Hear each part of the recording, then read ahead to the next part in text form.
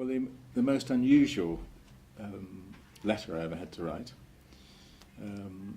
was for a Turkish Cypriot patient who's diagnosed. He had various problems, but he was diagnosed with having leukemia, and having started his treatment and been very unwell with his treatment, realised he didn't have anywhere literally to stay because he'd been living above the shop. He'd been working in a chip shop. So now had nowhere because the accommodation went with the work and he could no longer work. He had relatives who said they would help him, but they couldn't actually take him in. And the first housing department, they said, oh yes, no, there's definite links with us as cousins that he went to. It didn't work out because it turned out the links were not anything like as concrete as they made out. So he had to go back to where his chip shop was, where he had lived for a while. And the first time he went up there, they said, oh, well, the documentation isn't quite, I think there was a problem with the documentation, and they said, oh no, we can't sort this out. So he came back.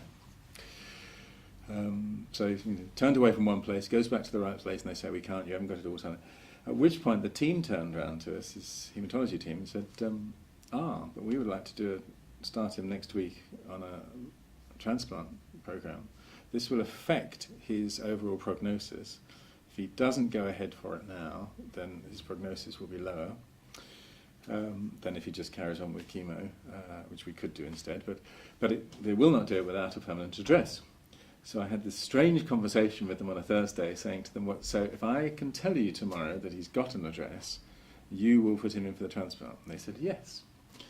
So I had this wonderful experience of writing this letter to this housing department saying, look, your decision truly could affect the outcome of this man's life, whether he lives or dies, and the prognosis of this nasty malignancy, because he needs this transplant and he needs accommodation, safe accommodation with that, and unless he has it today, it's going to be put off, and that will affect his chances of survival. And fair dues to them, they responded, and he did get a place. But it was a very unusual letter to write, and I said at the time, this is in it, this is very unusual, but I'm writing to you to say your decision could truly affect his long-term, chances.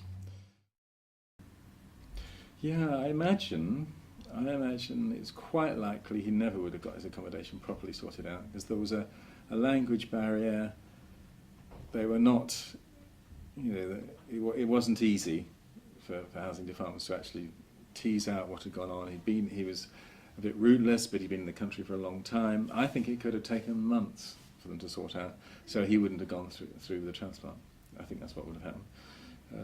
And chances are that would have affected. He has now had it, I think, and hopefully we'll get long-term benefits. So yeah, I think the letter was true, that it was a life-threatening situation, dependent on an address, which is not what you usually think.